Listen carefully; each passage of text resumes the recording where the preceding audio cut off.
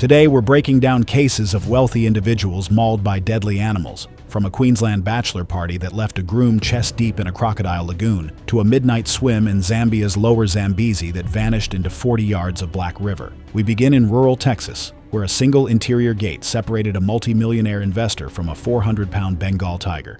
It was January 13th, 2017. Along the humid river flats of the Port Douglas-Daintree corridor in Queensland, tidewater pressed into mangrove roots, leaving slick mud and narrow clearings between dense brush. Visibility dropped beyond a few yards, and footing shifted under weight in the brackish air. Thomas Greel was 33, co-founder of a plumbing and civil maintenance company operating across 3 Queensland cities. He managed contracts, drove a late-model European SUV, and had recently purchased a waterfront home outside Cairns. His wedding was 3 weeks away, with more than 100 guests expected. Friends described him as financially disciplined but competitive when hosting. He disliked appearing cautious. The bachelor weekend centered on exclusivity. Joel Cramp, his best man, rented a private river-adjacent estate for 3 nights with catering and a closed-door reptile encounter. The operator, Ray Hennessy, 57, had previously worked at a licensed crocodile park, but now ran high-fee events on private property. The event cost exceeded 10,000 Australian dollars.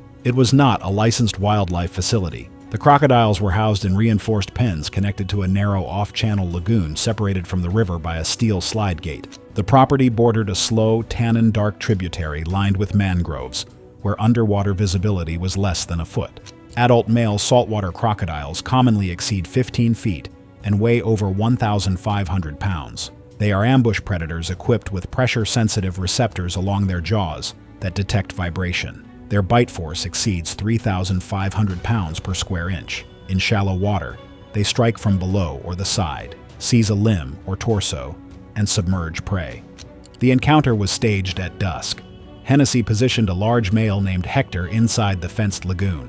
After several hours of drinking, the plan was outlined.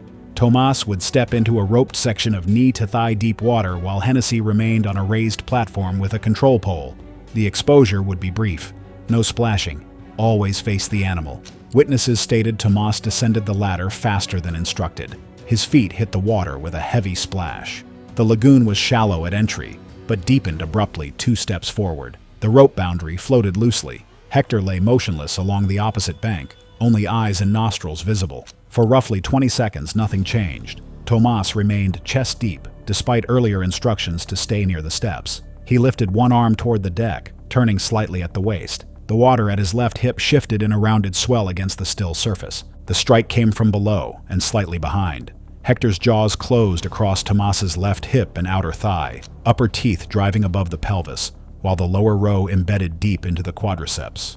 The impact lifted him off his feet and twisted his body sideways as the crocodile powered backward. The first rotation twisted his torso against the fixed bite. Witnesses reported a loud crack, later consistent with a fractured humerus and rib injury. The second pull dragged him underwater. The rope boundary snapped tight and slipped beneath the surface. Hennessy struck at the crocodile's snout with an aluminum pole and shouted for the internal gate to be lowered. A staff member moved toward the slide mechanism, but hesitated as both animal and victim churned near it. Hector completed at least one full roll. When the pole struck the eye ridge, the crocodile released briefly and shifted backward. Tomas resurfaced face down. 2 men waded in and dragged him to the muddy bank. He was conscious but gasping. A large tear extended along the left flank from hip toward lower ribs. The wound edges were crushed and punctured in a pattern consistent with conical tooth spacing. Muscle was visible beneath mud and water. His left arm hung at an abnormal angle. Emergency services were called immediately. A second caller provided GPS coordinates due to the property's remote access road. Paramedics arrived by road approximately 30 minutes later. They applied pressure dressings, stabilized the pelvis, and initiated intravenous fluids. Deep pelvic bleeding could not be fully controlled in the field. A helicopter retrieval team landed in a cleared paddock. Tomas was transported to a regional hospital and taken directly to surgery. Surgeons documented extensive destruction of the gluteal muscles, perforation of the abdominal wall, and injury to branches of the internal iliac vessels. The left humerus fracture was consistent with rotational torque. Despite transfusion and vascular repair attempts, he developed refractory hemorrhagic shock. He suffered cardiac arrest in intensive care hours later and was not resuscitated. The coroner ruled the cause of death hemorrhagic shock due to massive pelvic and abdominal vascular injury, consistent with a saltwater crocodile bite and rotational force. Findings supported a single primary bite with at least one full roll. There was no evidence of prolonged feeding behavior. Wildlife authorities seized the crocodiles and transferred them to a licensed facility. Hennessy was charged with unlawful keeping of regulated wildlife and creating a foreseeable risk of serious harm. Investigators cited alcohol use, lack of approved barriers, and lagoon access to deeper water. The wedding was canceled. The lagoon remained unchanged. One staged encounter ended in seconds when proximity met instinct. 2 years earlier in Texas, there was no spectacle, just routine familiarity inside a fenced enclosure where caution had quietly faded. It was March 7th, 2015. In rural Angelina County outside Lufkin, a gated estate sat under mild morning sun, its rear compound enclosed by tall chain-link fencing, reinforced with welded panels. A single interior service gate opened directly into a packed dirt enclosure, with no secondary barrier or holding corridor to create separation. Darrow Petch was 47, a commercial real estate investor who built his portfolio by buying distressed warehouses after 2008 and converting them into long-term leases. Financially secure, he inherited 14 wooded acres in 2003 and later expanded the property into a gated estate with outbuildings, cameras, and a reinforced animal compound behind the main house. Exotic animal ownership was a private pursuit. He did not operate a public zoo, but hosted guests and associates on weekends. The centerpiece was Coda, a male Bengal tiger acquired in 2006 from a USDA-licensed breeder. Darrow maintained state registration for a dangerous wild animal and carried liability insurance, but had no formal big cat handling certification. For 9 years he fed, cleaned, and occasionally entered the enclosure while the tiger was present. No serious incident had occurred. Repetition became proof to him that the risk was manageable. He was separated from his wife, Lena. Their daughter, Maisie, 9, stayed every other weekend and was familiar with feeding routines. In the months before the incident, Darrow watched videos of private handlers standing near adult tigers without secondary barriers. He spoke about showing that Coda recognized him. He believed a fed tiger was predictable. The enclosure met minimum height requirements, roughly 12 feet tall set into concrete footings, but lacked a double-door safety vestibule at the service entry. Access depended on a single latched gate and routine.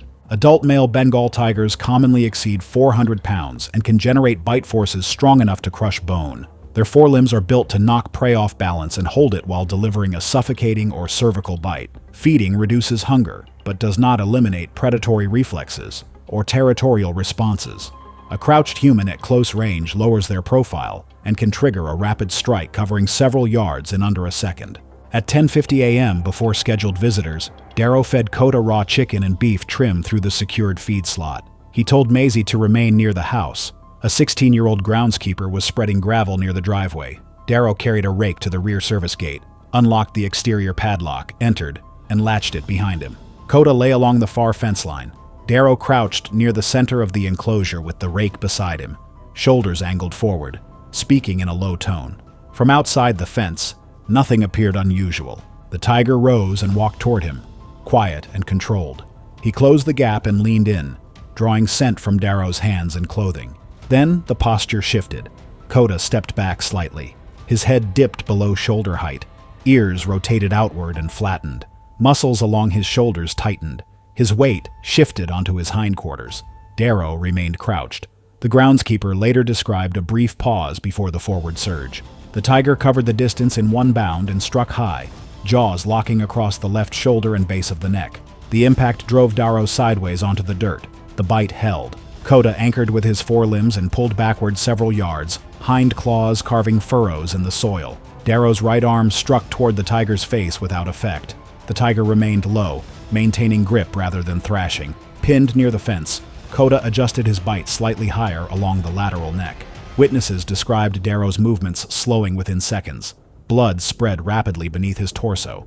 The groundskeeper ran toward the house, shouting. Maisie moved toward the enclosure, then turned and ran inside to call 911 as instructed for emergencies. Coda maintained jaw pressure and braced over Darrow's chest. The bite placement and the animal's weight restricted breathing and major blood flow. Visible movement ceased shortly afterward. After less than a minute, the tiger released and stepped back, pacing once before lying near the far wall. At approximately 11:07 a.m., Maisie reached 911 and provided the address, stating her father was inside the enclosure. Deputies arrived within 20 to 25 minutes. Emergency medical services followed. Responders secured a perimeter and assessed from outside the fence. Because the tiger remained unrestrained, entry was delayed until additional units arrived with tranquilizer support from a contracted wildlife officer. When Coda settled at the far end and was monitored, responders opened the service gate, entered, and extracted Darrow. He was pronounced dead at the scene shortly after noon. The county coroner documented catastrophic bite trauma to the upper shoulder and lateral neck, severe vascular injury, rapid blood loss, and airway compromise. Findings were consistent with a single high-placement predatory mauling by a large felid, with no evidence of prolonged feeding or multiple attack cycles. State wildlife authorities reviewed the property's registration and enclosure compliance. Coda was sedated and euthanized later that day due to the fatal attack and public safety risk. The remaining animals were transferred to licensed facilities. No criminal charges were filed. Maisie relocated to her mother's residence. The enclosure soil was removed and replaced, and the compound was left empty. In Texas, a single unlocked interior gate turned routine access into a fatal mistake. But across the world in Central Florida, another wealthy compound would discover the same truth when a locked gate and a captive megafauna were separated by a single unsecured latch. It was August 9th, 2014. By mid-afternoon, heat settled over a gated 12-acre estate outside Ocala, where a private animal compound stood behind the main house. Inside one enclosure, a filtered plunge pool sat beneath live oaks, and a narrow service corridor connected a double-gate entry system built to meet Florida Class 1 wildlife standards. Calla Merritt, 38, was a board-certified veterinary surgeon who owned 2 specialty animal hospitals in Central Florida. Her husband, Owen Speck, 42, managed real estate investments after selling his landscaping company. The property served as both residence and private collection. Among antelope and exotic birds, they kept a female pygmy hippopotamus named Lulu, acquired the previous year through a licensed broker after a small zoological facility closed. Transfer paperwork existed, but later review noted gaps in inspection timing and access controls. The enclosure met structural requirements: 8-foot welded steel panel fencing, reinforced posts set in concrete, and a double-gate entry with a keyed deadbolt backing up a slide latch. State rules required the secondary lock be engaged during access. Pygmy hippopotamuses are smaller than common hippos, but remain powerful megafauna. Adult females typically weigh 400 to 600 pounds. They are territorial around water and feeding areas. In confined spaces, they respond to close movement with short, direct charges. Their jaws can fracture a pelvis or femur. Rather than slashing, they rely on forward mass, clamping force, and sustained pressure. That afternoon, Calla hosted a small gathering for colleagues and neighbors. Owen was at the front acreage reviewing drainage work. Guests stood within sight of the enclosure fencing. Earlier, Calla had placed feed inside the pen near the shaded corner opposite the pool. As questions arose about Lulu's care, she decided to reposition the feed buckets away from patio view. She entered through the service gate, closing it behind her. The slide latch engaged. The keyed deadbolt was not turned. She carried a 5-gallon feed bucket across the concrete. Lulu stood partially submerged in the plunge pool, head angled toward Calla's movement. Witnesses said the animal appeared calm. Calla set one bucket down and moved a second closer to the fence line. When she turned to rinse her hands near the pool edge, the distance between her and Lulu narrowed to under 10 feet. Lulu exited the water without sound. Guests heard a heavy impact on concrete. Lulu closed the gap in a short burst and struck Calla at hip level. The force drove her sideways. As she tried to pivot toward the gate, Lulu clamped across her pelvis and upper thigh, forcing her flat. There was no chase. The behavior was direct. Clamp, drive forward, maintain pressure. Guests shouted but did not enter. One called 911. Another struck the outer panels with a shovel. Lulu released briefly, repositioned, and delivered a second clamp lower across the pelvic girdle. The force twisted Calla's torso against the concrete. Witnesses described sustained downward pressure rather than shaking. Lulu pressed forward with head and chest weight, pinning her near the pool edge. Blood spread beneath her within seconds. The sequence lasted under a minute. Emergency services were notified within seconds of the impact. Responders were advised of a large captive animal attack. Arrival from the nearest rural station required several minutes. Guests sprayed water through the mesh and tossed feed from a protected angle. Lulu shifted toward the pool, creating a brief opening. Kala stopped moving before deputies arrived. Law enforcement secured the perimeter and followed large animal protocol. Using feed placement and distance barriers, they guided Lulu away from the service gate. Once clear, responders entered and extracted Kala. She had no pulse and was not breathing. CPR was initiated during transport to a regional trauma center. She was pronounced dead shortly after arrival. The medical examiner listed the cause of death as massive internal hemorrhage due to crushing bite trauma to the pelvis and lower abdomen. Injuries included multiple pelvic fractures, a shattered left femur, disruption of major pelvic vessels, and extensive soft tissue destruction consistent with high-force compression from a large herbivorous mammal. The injuries were rapidly fatal. Florida wildlife authorities seized Lulu within 48 hours. A full inspection followed. Investigators cited failure to engage the secondary lock during active access and inadequate separation between feeding routines and social gatherings. Because the animal had been legally transferred, penalties were administrative. Within months, the estate was sold and the enclosure dismantled. The double gate system and latch mechanisms were documented in the investigative file. The final report emphasized that pygmy hippopotamuses remain Class 1 wildlife with defensive feeding behaviors incompatible with residential settings. The fencing did not fail. The steel panels held. The breakdown occurred during routine feed adjustment inside a confined space where a territorial 500-pound animal needed only one sustained clamp to cause fatal hemorrhage.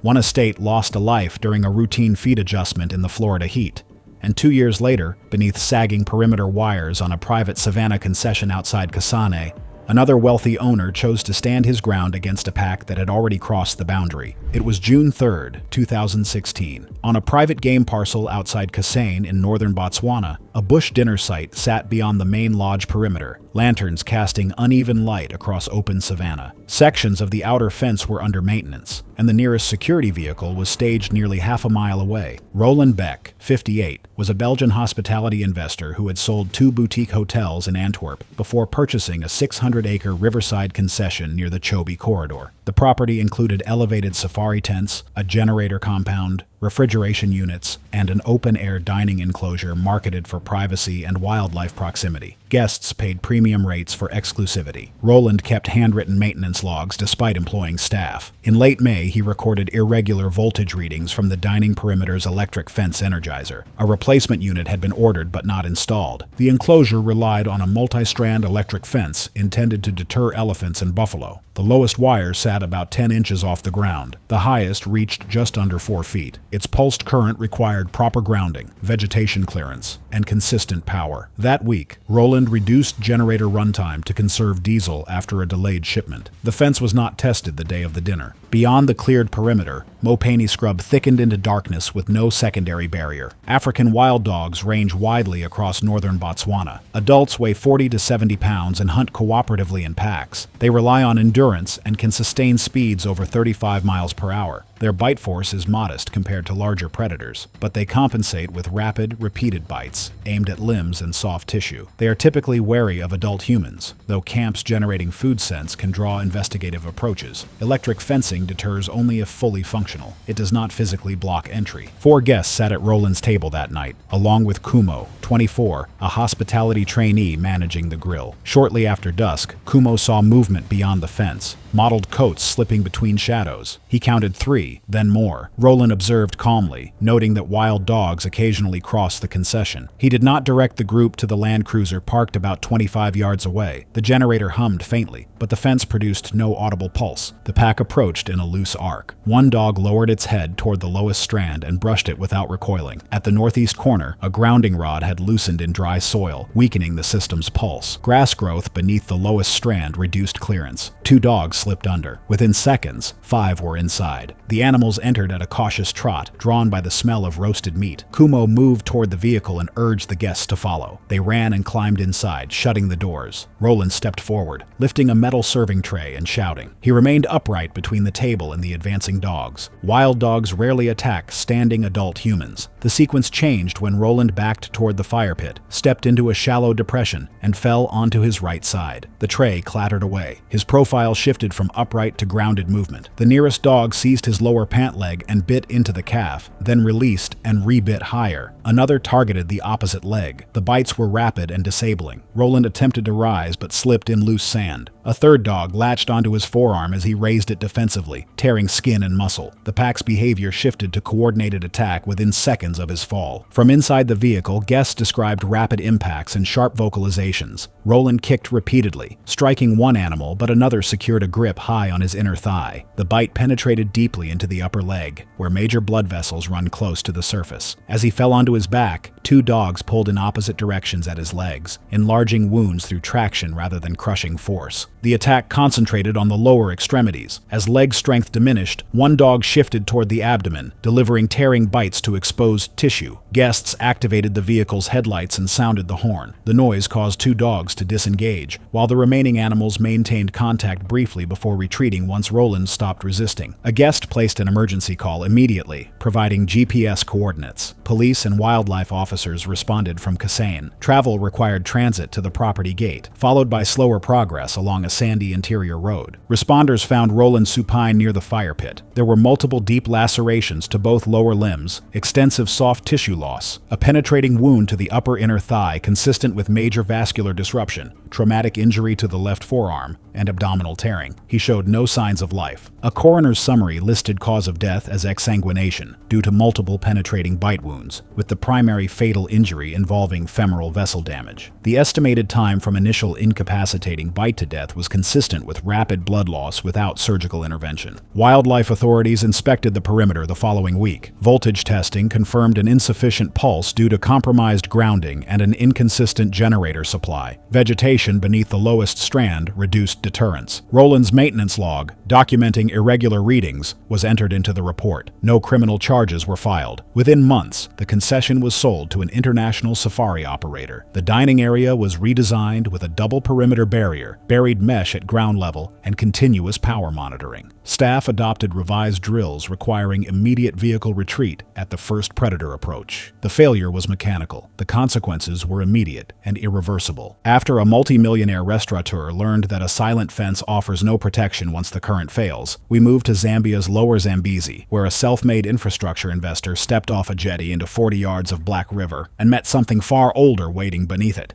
It was October 14, 2013. In Zambia's lower Zambezi Valley, a small riverside camp sat along a slow, dark channel between a wooden jetty and a sandbar roughly 40 yards away. There were no floodlights, no shoreline barriers, and after sunset, the surface revealed nothing beneath it. Heron Foss, 44, was a South African civil engineer who had sold his stake in an infrastructure firm for several $1 million and moved into selective consulting. Financially secure, he chose projects for interest, not income. He owned waterfront property in Cape Town and invested in private land ventures, but still insisted on visiting remote sites himself. Colleagues described him as competitive and physically confident, someone who treated small challenges as tests. The riverside extension had been privately funded as part of the trip. Swimming the channel was less about distance and more about proving he hadn't softened. With him were Bram Chelis, 41, a logistics manager, and Ose Donkor, 39, a Lusaka-based coordinator familiar with wildlife advisories. They spent the afternoon fishing and reviewing documents. Crocodile warning signs lined the bank, and staff mentioned recent sightings near the sandbar. By evening, a cooler of beer sat open by the fire. Heron suggested swimming to the sandbar and back. Bram declined. Ose warned that night swimming in the Zambezi was discouraged. Heron called it a short crossing. The river moved slowly under a moonless sky, flat and opaque. Nile crocodiles inhabit this stretch year-round. Adult males exceed 15 feet and weigh over 1,000 pounds. They are ambush predators capable of accelerating from stillness to full strike in less than a second. At night, they hunt along banks and shallow channels where prey enters the water. Their bite force can crush bone. Once secured, they submerge the victims to drown before dismembering through rotational force known as a death roll. Around 9:25 p.m., the men walked to the jetty with headlamps. The beams skimmed the surface. No eyeshine reflected back, though crocodiles do not always expose their eyes when stalking. Ose again advised against it. Heron removed his boots and shirt, kept his shorts on, and climbed down the ladder. The water reached his waist, then his chest. He pushed off and began a steady freestyle toward the sandbar. Bram remained on the jetty, light fixed on Heron's shoulders, cutting through the dark. At roughly halfway, the current nudged him slightly downstream. He corrected and continued. The surface remained undisturbed. Bram later described a sudden disturbance beside Heron, like a submerged log thrust upward. The water lifted in a single swell, then collapsed inward. Heron's torso snapped sideways, shoulders twisting as if pulled by an unseen line. There was no prolonged splash and no clear scream, only a deep churn that swallowed the sound. The headlamp beams caught a brief flash of spray before widening ripples spread across the channel. He surfaced once several yards from where he disappeared. One arm rose unevenly, not in a coordinated stroke, but a reflex. His head tipped back as if trying to draw air. Before a second movement formed, he was pulled under again. The surface roiled in a tight boil, then flattened. Bram and Osei swept their lights across the water and sandbar, calling his name. They searched for bubbles or thrashing. There was nothing. The river resumed its slow flow. Osei ran to the camp office and placed an emergency call, providing coordinates and reporting a likely crocodile strike. Police and wildlife officers were dispatched from the nearest access point. Reaching the site required travel over unlit roads, followed by boat access, extending response time. Camp staff conducted a limited shoreline search with handheld lights, but did not enter the water. Responders arrived later and secured the area. A boat search along the near bank and around the sandbar continued for hours. No one was located that night. At first light, search teams resumed downstream. Heron's body was recovered about half a mile from the strike point, lodged in reeds along a slow bend. Injuries included deep puncture wounds to the torso and upper thigh, consistent with large crocodilian dentition, rib fractures, and extensive soft tissue damage. There were no signs of struggle on land. The coroner ruled the cause of death as drowning associated with a crocodile attack. Submersion followed a powerful bite that caused traumatic injury and rapid incapacitation. Water in the lungs confirmed inhalation during submersion. Wound patterns and witness accounts supported a single large Nile crocodile strike, followed by rotational force. Police documented the timeline, statements, and alcohol consumption. Public reporting was limited to a brief regional notice without naming the camp. Osei requested reassignment away from river projects. Bram declined future postings near the Zambezi. The jetty remained. Warning signs were expanded. The channel, about 40 yards of dark, slow water, did not change. Thanks for watching. If you like these stories, click here.